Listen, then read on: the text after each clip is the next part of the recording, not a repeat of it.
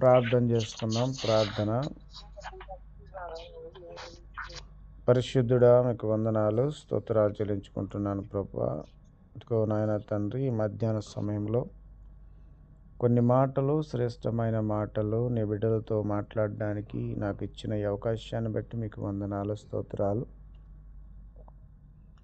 లైవ్లో ఉన్నటువంటి ప్రతి బిడ్డను మీరు నాయన జ్ఞాపకం చేసుకోండి, దర్శించండి. వాక్యమనే ఖడ్గం ద్వారా నీ బిడ్డలను దర్శించి ప్రభువా, వాక్యాన్ని నాయన తండ్రి నీ బిడ్డలకి అందించండి ప్రభువా. శ్రేష్టమైన వాక్యము, ఈ యొక్క విలువైన వాక్యము మా హృదయంలో భద్రపరుచుకొని వాక్యానుసారమైన జీవితము మాకందరికీ మీరు దయచేసి మీరు మహిమ పొందమని, ఏ దుష్టుడు ఈ వాక్యాన్ని ఎత్తుకోపోకుండా భద్రపరుచుకొని వాక్యానుసారమైన జీవితము నాకు, మాకు, మా అందరికీ మీరు దయచేయమని నజరేయుడు సజీవుడు అయిన యేసుక్రీస్తు అతి పరిశుద్ధ నామములో అడిగి మిక్కిలి బ్రతిమలాడి వేడుకుంటున్నాను నా ప్రియ పరలోకపు తండ్రి.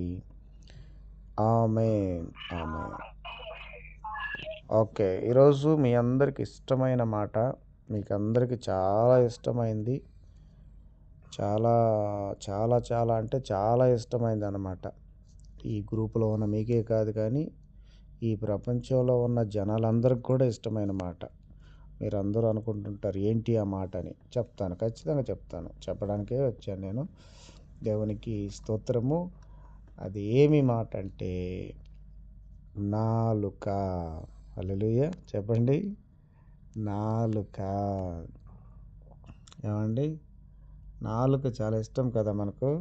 ఎందుకంటే చాలాసార్లు గబ గబ గబ గబ మాట్లాడేస్తాం. నాలుక లేకపోతే మాట్లాడతారా? ఎవరైనా నాలుకని మడత పెట్టి మాట్లాడి చూడండి, చూద్దాం ఒకసారి. ప్రయత్నం చేయండి. ఎవరైనా నాలుక మడత పెట్టి మాట్లాడడానికి ప్రయత్నం చేయండి. ఏం లేదు, బ్యా బ్యా బ్యా బ్యా అనే, ఇంకా ఏం ఉండదు. నోట్లో నుంచి ఒక మాట కూడా రాదు, స్పష్టంగా రాదు. అందుకని మోషే ఒక మాట అన్నాడండి. మోషే మాటను కూడా మనం విందాం. నిర్గమాకాండము 4వ అధ్యాయము 10వ వచనము. నిర్గమాకాండము 4వ అధ్యాయం 10వ వచనం. Exodus chapter 4 verse 10. నిర్గమాకాండము 4వ అధ్యాయము 10వ వచనంలో, అప్పుడు మోషే, ప్రభువా, ఇంతకు మునుపైనను నీవు నీ దాసునితో మాట్లాడి అప్పటి నుండి అయినను నేను మాట నేర్పరిని కాను. నేను నోటి మాంద్యము, నాలుక మాంద్యము గలవాడనని యెహోవాతో చెప్పగా. మీకు ఈ విషయం తెలుసు, ఈ సందర్భం కూడా తెలుసు. ఆయన హోరేబు కొండ మీదకి అలాగా గొర్రెలు మేపుకుంటూ అలాగ వెళ్ళినప్పుడు అక్కడ ఆ కొండ మీద ఒక పచ్చని పొద కాలిపోతూ ఉంది. ఆ కాలిపోతున్నప్పుడు, ఆ దగ్గరికి వస్తున్నప్పుడు ప్రభు పొదలో నుంచి మాట్లాడుతూ ఉన్నాడు. మాట్లాడుతున్నప్పుడు అప్పుడు చెప్తున్నాడు, ఈయన ఏంటి పొద కాలిపోతుంది, అందులో నుంచి మాట వస్తుంది అని దగ్గరికి వెళ్తున్నప్పుడు అక్కడ ప్రభు చెప్తున్నాడు, మాట్లాడుతున్నాడు, ఇది పరిశుద్ధమైన స్థలము, నీ చెప్పులను అక్కడ విడిచి రమ్మంటాడు అక్కడ. సో ఆయన చెప్పులు విడిచి దగ్గరికి వచ్చినప్పుడు దేవుడు ఇశ్రాయేలు ప్రజల్ని బానిసత్వంలో నుంచి విడిపించడానికి ఈ మోషేను ఎన్నుకొని ఆయన్ని పిలిచాడనమాట. ఆయనతో మాట్లాడడానికి అక్కడ సందర్భం వచ్చింది. అప్పుడు ఈ మోషే అంటున్నటువంటి మాట, అప్పుడు మోషే ఏమంటున్నాడంటే, ప్రభువా, ఇంతకు ముందైనా ఇంతకు మునుపైనను నీవు నీ దాసునితో మాట్లాడినప్పటి నుండైనను నేను మాట నేర్పరిని కాదు. నేను మాటల్లో పుట్టన కాదు. కొంతమంది మాట్లాడితే నాన్ స్టాప్. ఏమండి, ఈ మధ్య ట్రైన్ వచ్చింది ఇండియాలో. ఏం ట్రైన్ అది? వందే భారతం అంట. వందే భారత్ ట్రైన్. ఆ ట్రైన్ గంటకి 200 పోతుంటుంది. హల్లెలూయా. గంటకు 150, 200, నాకైతే కొంచెం ఐడియా లేదు. అంత స్పీడ్లో పోతున్నట్టుగా మాట్లాడతారు కొంతమంది. నాన్ స్టాప్ అన్నమాట. ఆ నోటులో నుంచి నాలుక ఇంకా మాట్లాడుతూనే ఉంటుంది. యేసన్న గారు చెప్పినట్టుగా నేను అప్పుడప్పుడు యేసన్న గారి బాగా చూస్తుంటాను కాబట్టి మీకు చెప్తున్నాను. యేసన్న గారు చెప్పినట్టుగా బ్రేకు, బెల్లు 2 ఉండవన్నమాట. బ్రేక్ ఉండదు, బెల్ ఉండదు. మాట్లాడుతూనే ఉంటారు. కానీ ఇక్కడ మోషే ఏమంటున్నాడంటే, నేను మాట నేర్పరను కాదు. నేను నోటి మాంద్యము కలవాడను. నోటి మాంద్యం అంటే ఏంటండి? ఆ నాలుక మందం అయిపోద్దనమాట. కొంతమందికి నాలుక మందం అయితే అమ్మా, అమ్మా, అమ్మా అంటది.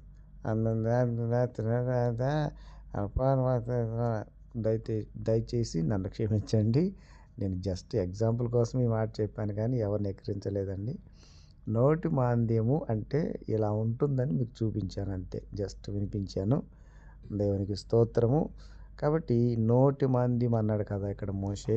దాని అర్థం అదనమాట. నోటి మాంద్యం అంటే మాట క్లియర్‌గా రాదు. మీరు అప్పుడప్పుడు చూసారు కదండీ! అప్పుడప్పుడు కొన్ని అంటే మేమైతే యేసుక్రీస్తుని నమ్ముకున్నప్పుడు సినిమాలు పిచ్చోడిని. నేను సినిమాలు బాగా చూసేవాడిని. కాబట్టి అప్పుడప్పుడు సినిమాల్లో కొన్ని మాటలు మీకు చెప్తూ ఉంటాను.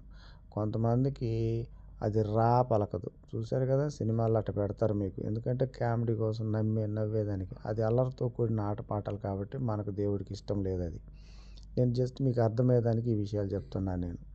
అక్కడ కొంతమందికి పలకదు. పలకనప్పుడు రా అంటే లాలా అంటారోళ్ళు. లేదంటే లాలా అని లేదా ఇంకోటేదో పదం వాడతారనమాట. అట్లాగే కొంతమందికి పలకదు. అలాగే నోటి మాంద్యం అంటే కొన్ని మాటలు వాళ్ళకు పలకవు. కొన్ని మాటలు క్లియర్‌గా వాళ్ళు పలకలేరన్నమాట. అలాగే మోషే కూడా ఇక్కడ నేను సరిగ్గా మాట్లాడలేను, సరిగ్గా నేను పలకలేను అని చెప్పి దేవునికి తప్పించుకునే మాటల్లాగా చెప్తున్నాడు. వాస్తవానికి ఆయనకున్నదే చెప్పాడు కానీ అక్కడ తప్పించుకోవాలా అన్నట్టుగా మాట్లాడుతున్నట్టు మనకు కనిపిస్తుంది. కానీ అక్కడ ఉన్నది ఉన్నట్టుగానే చెప్తున్నాడు మోషే. అయితే మరి దేవుని ఉద్దేశం ఏంటి? నత్తివాడవైనా, నువ్వు నోటి మాంద్యం గలవాడవైనా నిన్నే ఎన్నుకోవాలి దేవుడు. నీ చేతనే పని చేయించుకోవాలి. ఒక్కోసారి మరి మనం కూడా ఇప్పుడు ఉదాహరణకి చెప్పాలంటే ఈ గ్రూపులో మరి గ్రూప్ నడుపుతున్నటువంటి లీడర్‌గా ఉన్న సురేఖ సిస్టరు చాలాసార్లు చాలామందిని ప్రార్థన చేయండి, పాటలు పాడండి అని మనం చాలాసార్లు అడుగుతూ ఉంటాము.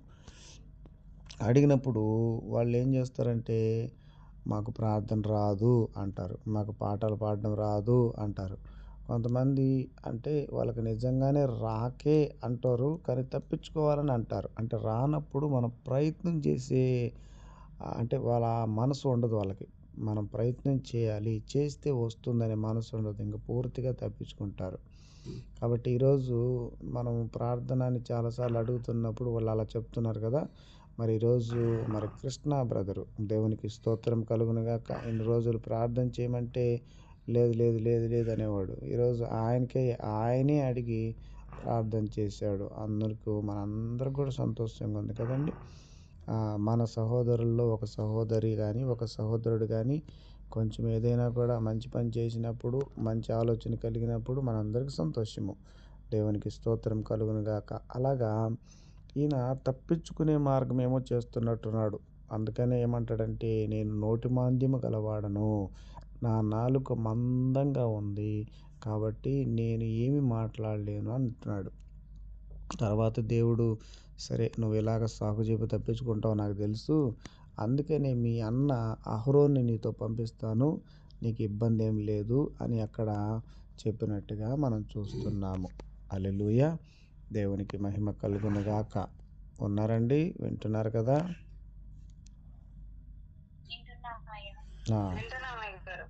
మంచిది, సంతోషము.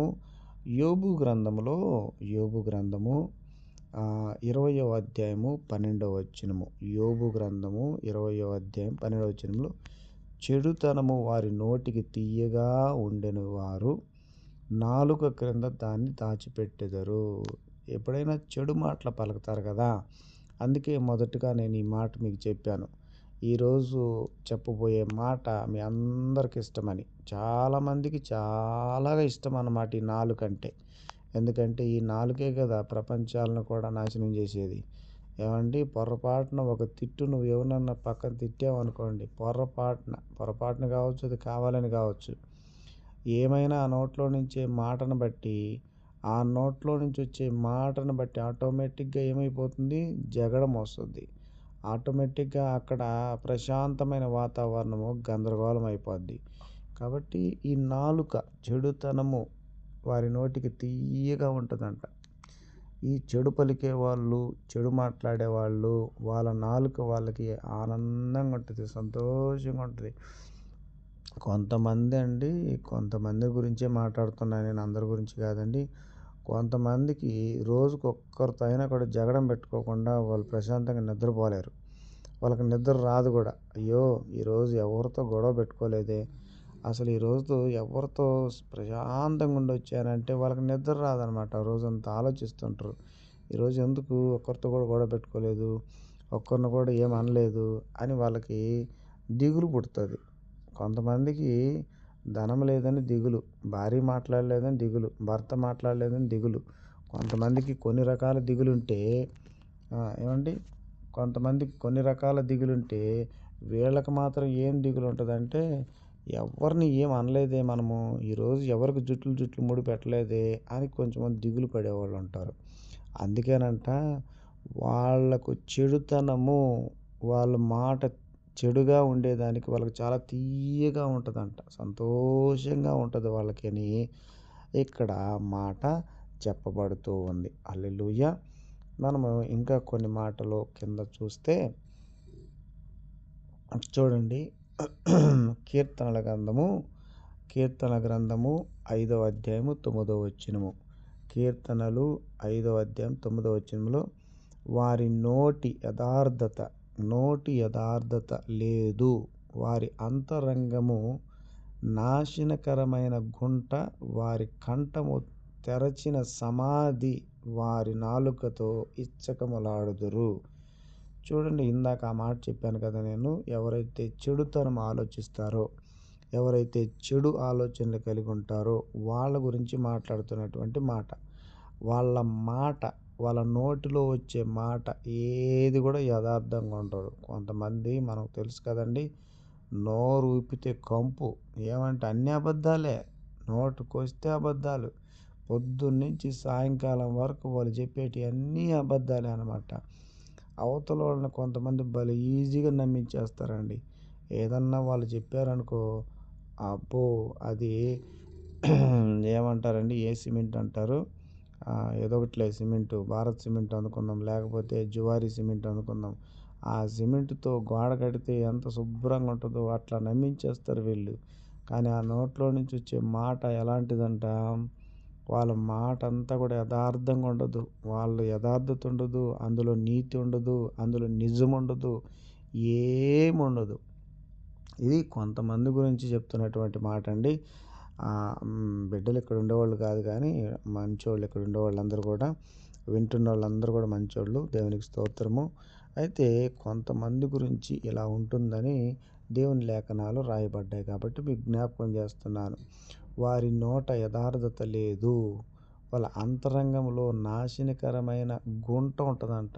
నాశనం చేసి గుంటలు తవ్వుతుంటారు, గుంట నక్కలు వీళ్ళు గుంటలు తవ్వుతూ ఉంటారు లోపల. కొంతమంది అండి ఎలా ఉంటుందంటే వాళ్ళ నాలుక విధానము, వాళ్ళు పైకి భలే చక్కగా మాట్లాడతారండి. వాళ్ళు మాట్లాడే మాటలు ఇంకా చెప్పాలంటే అందులో తేనె, చక్కెర, పంచదార, లేకపోతే ఇంకేదన్నా నెయ్యి వేస్తే అన్నీ వేసి కమ్మగా ఉన్నట్టు మాట్లాడతారు. వీళ్ళ మాటలను చూసినప్పుడు మనం అనుకుంటాము, అయ్య బాబోయ్, ఇంతలా మాట్లాడేవాళ్ళు ఎవ్వరు లేరండి, ఇప్పుడు దాకా నన్ను ఎవ్వరు ఈ విధంగా పలకరియలేదండి, ఈ విధంగా మాట్లాడలేదండి అని అనుకుంటారు. కానీ లోపల మాత్రం నాశనకరమైన గుంట తవ్వుతారన్నమాట. లోపల ఏం చేస్తారు, గుంట తవ్వుతూ ఉంటారు. పైకి మాత్రం నాలుకతో మాట్లాడే మాటలు ఉంటాయి చూడండి, ఇంకా చెప్పనవసరం లేదు. మనకైతే ఇంకా చెప్పాలంటే పరలోకం ఎక్కడే చూపించేస్తారన్నమాట, అలా ఉండిపోతుంది. కానీ లోపల మాత్రం వీళ్ళు నాశనకరమైన గుంటలు తవ్వుతుంటారు. వాళ్ళు ఎలా ఉంటుందంటే తెరచిన సమాధి. తెరచిన సమాధి అంటే తెలుసా అండి? ఎందుకు ఈ మాట వాడుతున్నారు? కొన్ని కొన్ని లోతైన మాటలుంటాయి. అర్థం చేసుకోవాలి. కొన్ని కొన్ని తెరచిన సమాధి అంటే ఏందండి? సమాధి ఎప్పుడు కూడా కప్పెడతారు. ఏవండి? సమాధిని కప్పెడతారా? లేకపోతే తీసుకుపోయి శవాన్ని గుంటలో వేసి గమ్ముకొచ్చేస్తారా?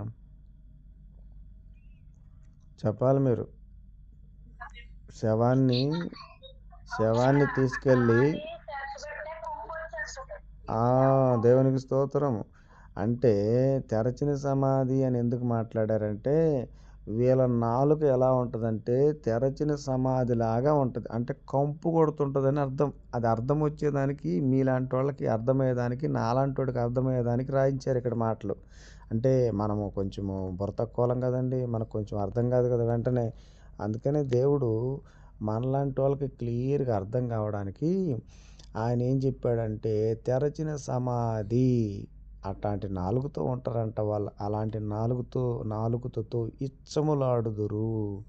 ఇచ్చములాడతారు. వాళ్ళ నాలుక అలాగా ఉంటుందని. అలాంటి వాళ్ళు కొంతమంది ఉన్నారని మనకు గుర్తు చేస్తున్నాడని. అంతేగాని మనం అందరం అలాంటి వాళ్ళం కాదని, అలాంటి వాళ్ళమని దేవుడు చెప్పట్లేదు. కొంతమంది ఉంటారని చెప్తున్నాడు దేవుడు. అది ఎందుకు చెప్తున్నాడంటే మనం కొంచెం జాగ్రత్త పడతామని. అంటే మనం అప్పుడప్పుడు పప్పులో కాలేస్తాం కదండి. పప్పులో అంటే తెలుసు కదా, పప్పులో కాలేస్తే ఏమవుద్ది? జారి పడిపోతాము. అందుకని దేవుడు మనతో చెప్తున్నాడు. అలాగే కీర్తనలు 10వ అధ్యాయము 7వ వచనము. అంటే ఏడవ వచనంలో 10వ అధ్యాయము 7వ వచనం కీర్తనలు. వారు నోరు శాపముతోనూ కపటముతోనూ వంచనతోనూ నిండి ఉంటుంది. వారి నాలుక కింద చేటును పాపమును ఉన్నవి. పాము కాదు, పాపం, క్షమించాలి. అంటే వాళ్ళ నాలుక కింద చూడండి ఎన్ని ఉంటాయో. ఇవన్నీ దేవుడు బైబిల్లోనే రాయించాడు కదండి. ఎలా ఉండయో చూడండి. వాళ్ళ నోట్లో శాపం ఉంటుందంట, కపటం ఉంటుందంట, వంచన ఉంటుందంట. ఏమండి? ఇవన్నీ కూడా వాళ్ళ నోట్లో ఉన్నటువంటి మరి అలా ఉంటాయని దేవుడు రాయించాడు. ఎందుకు ఈ మాటలన్నీ రాయించాడు దేవుడు? నువ్వు నేను మనందరము జాగ్రత్త పడాలని, జాగ్రత్తగా ఉంటామని దేవుడు రాయించాడు. అదేవిధంగా అదే కీర్తన 12వ అధ్యాయము 3వ వచనంలో కీర్తనలు 12:3 యెహోవా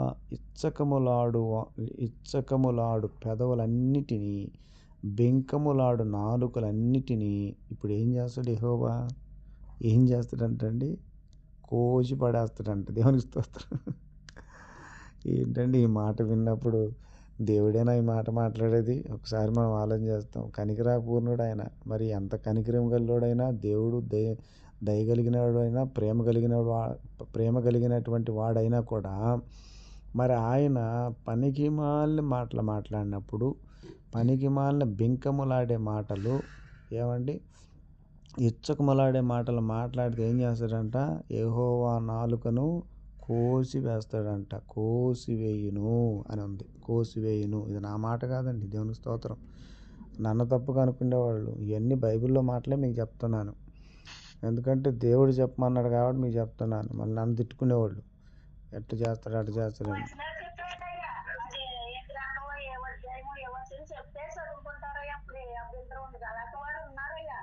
దేవునికి స్తోత్రము. కీర్తనలు అదే చెప్పినా నేను, మీరు చదువుకోండి. కీర్తనలు 12:3, 12వ అధ్యాయం 3వ వచనంలో, కీర్తనలు 10వ అధ్యాయము 7వ వచనంలో, కీర్తనలు 5:9 వీటిల్లో ఉన్నటువంటి మాటలే మీకు చెప్తూ ఉన్నాను. దేవునికి స్తోత్రం. హల్లెలూయా. ఇలాంటి వాటికి ఉంటే ఏం చేస్తాడంట దేవుడు? నాలుకను కోసివేస్తాడంట. నాలుకను కోసివేస్తాడు. అయితే మనము ఈ నాలుకే కదండి చాలా ప్రమాదం అని చెప్తున్నాను. ఈ నాలుకే మనకు అన్ని విధాలుగా ఇబ్బంది. ఈ నాలుకే మనకు క్షేమము ఇదే, తర్వాత క్షామము ఇదే. క్షామము అంటారు కదా. క్షేమము ఇదే, క్షామము ఇదే. ఎందుకంటే ఇదే కీర్తనలో చూడండి, ఇదే కీర్తనలో చెప్పినటువంటి మాట చూద్దాము. 39వ కీర్తన 1వ వచనంలో, 39వ కీర్తన 1వ వచనంలో, నా నాలుకతో పాపము చేయకుండునట్లు, నా నాలుకతో, నా నాలుక నేనన్నట్టుగానే మీరు అనండి. నా నాలుకతో పాపము చేయకుండునట్లు నా మార్గములను జాగ్రత్తగా చూచుకొందును. భక్తిహీనులు నా ఎదుట ఉన్నప్పుడు నా నోటికి చిక్కము ఉంచుకొందుననుకొంటిని. ఏమండి, భక్తిహీనులు మన ముందు ఉన్నప్పుడు మనము నోటికి చిక్కం వేసుకోవాలంట. ఇదేంటిది? అదే మనకు అక్కడ రహస్యం. మనకు రహస్యం ఏంటంటే నోటిని జాగ్రత్తగా ఉంచుకోమని దేవుడు చెప్తున్నాడు. నోటితో పాపం చేయొద్దని దేవుడు చెప్తున్నాడు. ఎందుకు మనం జాగ్రత్తగా ఉండాలి? ముఖ్యంగా భక్తిహీనుల దగ్గరికి పోయినప్పుడు, భక్తిహీనుల ఎదుట ఉన్నప్పుడు మన నోటికి చిక్కం వేసుకోవాలంట. చిక్కం అంటే తెలుసు కదా.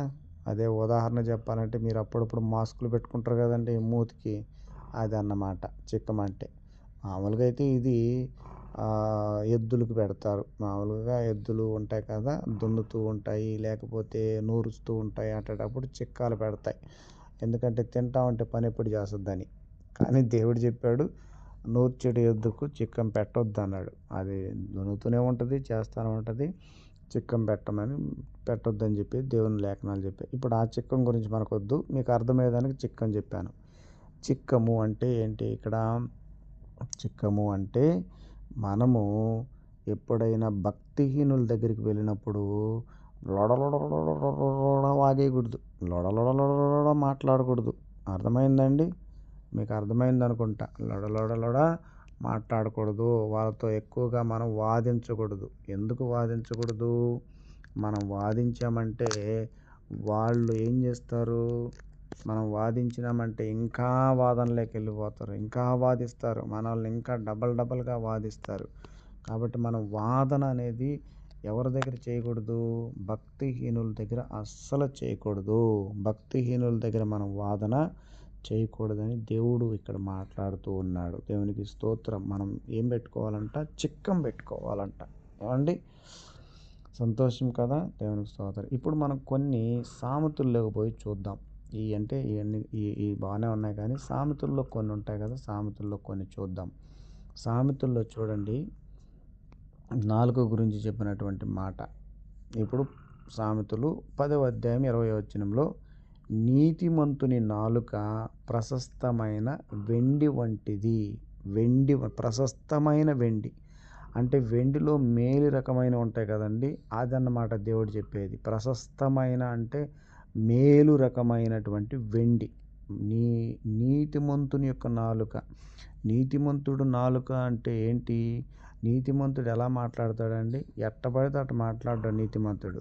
నీతిమంతుడు అన్నప్పుడు ఒక పద్ధతిగా, ఒక మంచిగా, మర్యాదగా, ఇతరులను బాధ పెట్టే విధంగా కాకుండా, ఇతరులను ఇబ్బంది పెట్టే విధంగా కాకుండా,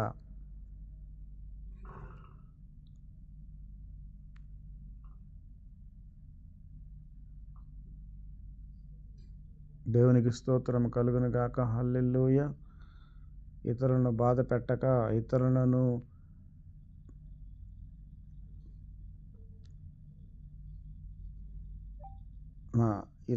బాధ పెట్టక, ఇతరులను ఇబ్బంది పెట్టక, దేవునికి స్తోత్రం కలుగును గాక. ఇతరులను బాధ పెట్టక, ఇతరులను ఇబ్బంది పెట్టకుండా ఉండే వ్యక్తిని ఏమంటాం మనము? నీతిమంతులు అంటాము. నీతిమంతుడు అంటే మాట్లాడే మాట చాలా మంచిగా, పద్ధతిగా, ఎవ్వరిని ఇబ్బంది పెట్టకుండా మాట్లాడతారనమాట. అటువంటి వాళ్ళ యొక్క మాటలు, నీతిమంతుని యొక్క మాటలు. హల్లెలూయా. దేవునికి స్తోత్రం కలుగును గాక.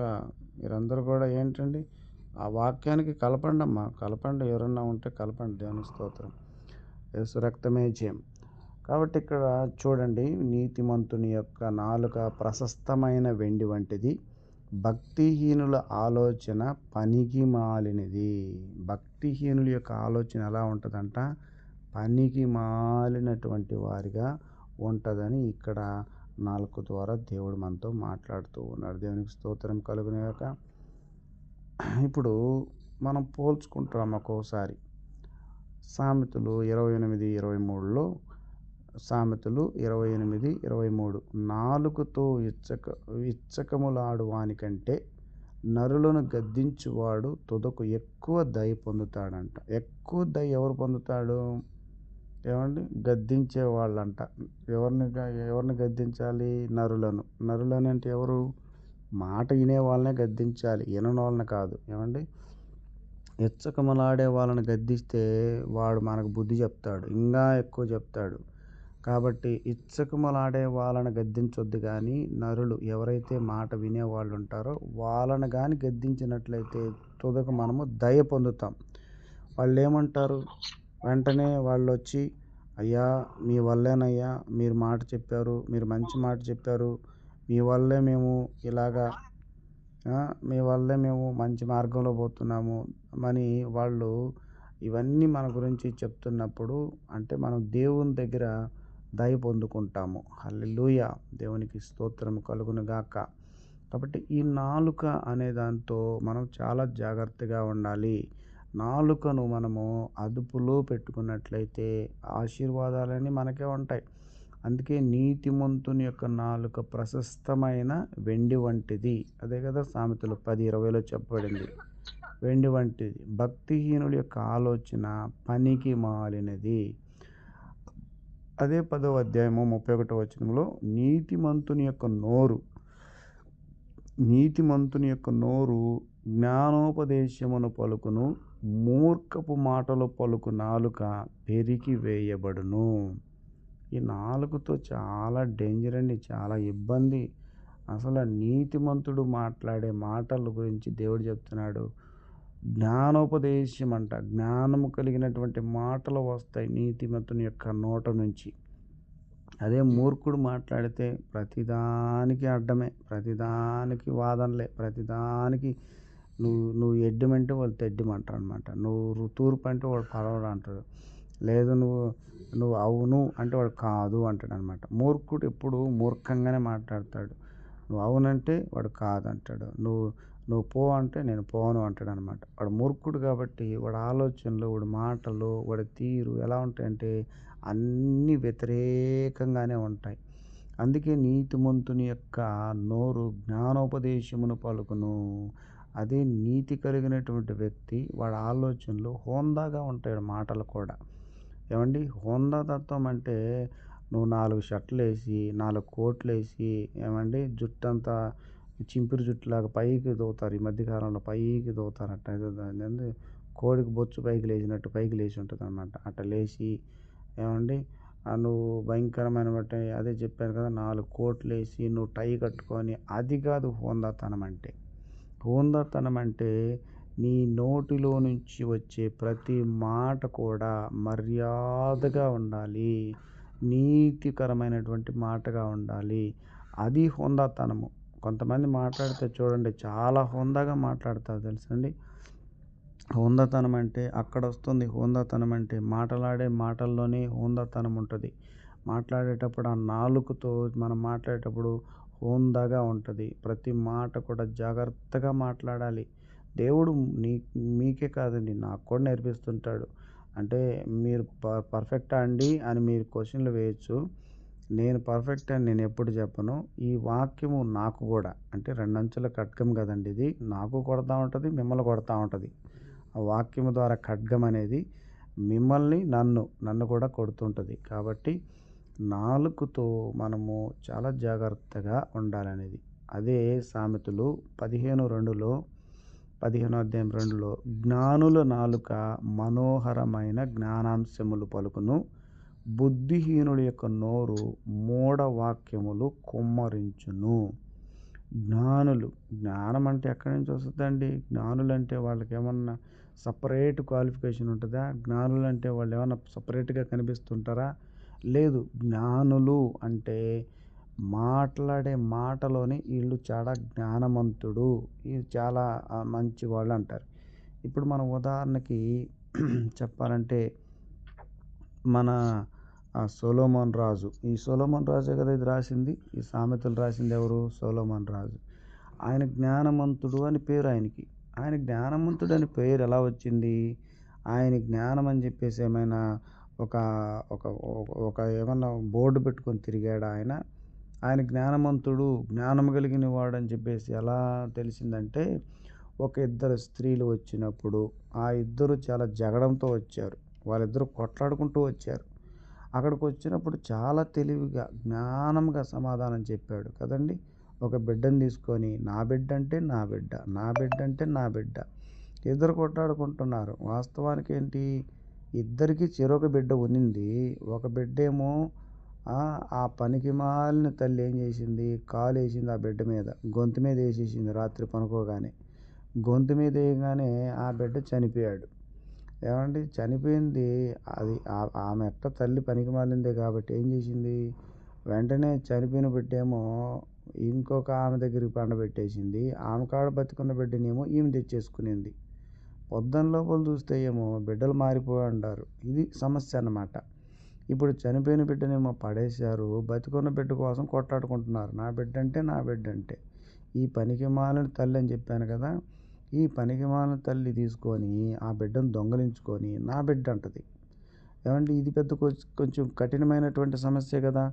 దాన్ని ఇంత కఠినమైనటువంటి సమస్యను కూడా చాలా జ్ఞానంతో, ఆ నాలుకతో ఆయన ఎవరు, సొలొమోన్ రాజు చాలా అద్భుతంగా సమాధానం ఇచ్చాడు. అందుకనే 15:2లో చెప్పినటువంటి సామెతలు, జ్ఞానుల నాలుక మనోహరమైన జ్ఞానాంశములు పలుకును. జ్ఞానాంశములు పలుకుతుందంటే జ్ఞానంతో సమాధానం చెప్పాడు. ఎప్పుడైతే ఆయన తెలివిగా ఏం చెప్పాడు, ఈ బిడ్డను 2 భాగాలు చేసి ఒక భాగం ఒకరికి ఒక భాగం ఇస్తానని చెప్పేశాడు. చెరొక భాగం ఇచ్చేస్తానన్నాడు. ఏవండి నిజమైన తల్లి ఏం చెప్తుంది, పోనీలే 2 భాగాలు చేసి ఇచ్చి అంటదా? నిజమైన తల్లి ఆ మాట అనదు. ఈ పనికిమాలిన తల్లి ఒక ఆమె ఉంది కదా, ఆమె అంటుంది, దానికి మాత్రం దక్కడానికి వీలు లేదు. నువ్వు కావాలంటే 2 భాగాలు చేసన్నా నాకు ఇచ్చేయి, ఒక భాగం నాకు అంటుంది ఈ పనికిమాలిన తల్లి. అప్పుడు జ్ఞానంతో అప్పుడు చెప్పాడు, నాకు అర్థమైపోయింది ఈ బిడ్డ ఎవరి తల్లో, ఎవరికి తల్లో, ఎవరికి కుమారుడో నాకు అర్థమైపోయిందని చెప్పేసి ఆ పనికిమాలిన తల్లిని తీసుకుపోయి జైల్లో పడేయండి అని చెప్పాడు. అసలు తల్లికేమో ఆ కుమారుని ఇచ్చేసాడు. అంటే ఇది జ్ఞానంతో, తెలివిగా జ్ఞానంతో ఆ నాలుక చూడండి, మాట్లాడే నాలుకతోనే ఇదంతా జ్ఞానం వస్తుంది. ఆ జ్ఞానముతోనే, జ్ఞానులు గల నాలుకతో ఆ యొక్క సమస్యను తీర్చినట్టుగా మనం చూస్తున్నాము. అందుకనే ఇక్కడ నీతిమంతులు ఎవరు అని మనం ప్రశ్నించుకున్నప్పుడు దానికి జవాబుగా ఇప్పుడు చెప్పినటువంటి మాట. నీతిమంతులు ఎవరంటే జ్ఞానము కలిగి మాట్లాడేవాళ్ళు నీతిమంతులు. అలాంటి వారి నాలుక చాలా జాగ్రత్తగా మాట్లాడుతుంది, చాలా పద్ధతిగా ఉంటుంది. ఎవరిని నొప్పించరు, ఎవరిని ఇబ్బంది పెట్టరు, ఎవరిని బాధ పెట్టరు. అదే ఇందాక మనము అన్నీ మాట్లాడుకున్నాం కదా, కఠినమైనటువంటి మనసు, ఏమంటే కపటమైన మనసు, ఇలాంటివన్నీ ఉండవు అన్నమాట జ్ఞానం కలిగిన వారికి. అది ఇక్కడ దేవుడు చెప్తున్నటువంటి మాట మనం చూస్తూ ఉన్నాము. హల్లెలూయా, హల్లెలూయా. కాబట్టి చూడండి, ఇంకొక మాట చూద్దాము యెషయా గ్రంథంలో నుంచి. యెషయా గ్రంథంలో నుంచి చూద్దాము 41:17. 41:17లో దీన దరిద్రులు నీళ్లు వెదుకుచున్నారు, నీళ్లు దొరకక వారి నాలుక దప్పిక చేత ఎండిపోవచ్చున్నది. యెహోవా అను నేను వారికి ఉత్తరం ఇచ్చేదను, ఇశ్రాయేలు దేవుడినైన నేను వారిని విడనాడను. దేవుడు అంటున్నాడు చూడండి, దేవుడు విడనాడతాడండి నిన్ను నన్ను, ఆయన ఎప్పుడూ విడనాడను అంటున్నాడు. ఇశ్రాయేలు ప్రజలైనటువంటి దేవుని నేను, నిన్ను నన్ను ఎప్పుడు కూడా ఆయన విడనాడే దేవుడు కాదు. మన నాలుక, మన నాలుక దాహం వేసిన, ఈ నాలుకకి ఎందుకు దాహం అంటాము, యేసుక్రీస్తు వారు కూడా దాహము అన్నాడు సిలువలో మీద చనిపోయేటప్పుడు. ఈ నాలుకకి మనకు దాహము. చూడండి, నాలుక మీద ఒక్క చుక్క పడినా కూడా మనం ఎంతో సంతోషిస్తాము. హల్లెలూయా, దేవునికి స్తోత్రం కలుగును గాక. అలాగే మనకు ఒక వాక్యం ఉంది, మనందరికి పరిచయమైనటువంటి వాక్యము. అదేమిటండి అది, మనం అంటాం కదా, ప్రతి మోకాలు వంగాలి, ప్రతి నాలుక ఏం చెప్పాలంట, యేసు అని చెప్పి పలకాలంట. ఇందాక మనం మోషే గురించి మాట్లాడుకున్నప్పుడు నా నాలుక మాంద్యము కలిగినది అన్నాడు కదా. అలాంటి నాలుకలుంటే, లేదంటే ఈ జ్ఞానులు కాకుండా అజ్ఞానులు లాంటి వాళ్ళు పలుకుతారండి యేసుక్రీస్తునని? పలకరు. పలకడమే కాదు, ఇంకా ఆయన దూషించే వాళ్ళు కూడా కొందరు లేకపోలేదు. అంటే అలాంటి నాలుకలు కూడా ఉన్నాయి. అందుకని యెషయా గ్రంథము 41 45:23 ఏమండి, 45:23 యెషయా గ్రంథము 45:23 వచనములో, నా ఎదుట ప్రతి మోకాలు వంగుననియు ప్రతి నాలుకయు నా తోడని ప్రమాణము చేయుననియు నేను నా పేరట ప్రమాణము చేసి ఉన్నాను. నీతిగల నా నోటి మాటలు బయలుదేరుచున్నది, అది వ్యర్థము కానేరదు. చూడండి, దేవుడు చెప్పే ప్రతి మాట కూడా, దేవుడు మాట్లాడే ప్రతి మాట కూడా ఎప్పుడు వ్యర్థము కాదు. అది వ్యర్థము కానే కాదు.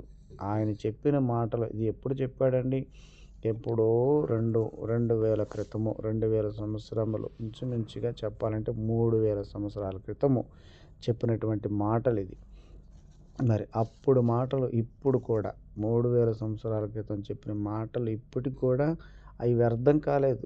మన నాలుక యేసుని ఒప్పుకుంటుందా అండి? ఒప్పుకుంటున్నట్లయితే దేవుని మాట వ్యర్థము కాలేదన్నమాట. ప్రతి మోకాలు వంగింది. ఇప్పుడు ప్రతి మోకాలు వంగుతుంది. ప్రతి నాలుక కూడా యేసు అని పలుకుతున్నాయి కదండి, పలుకుతున్నాయి. దేవునికి స్తోత్రము కలుగును గాక. కాబట్టి మనము చూడండి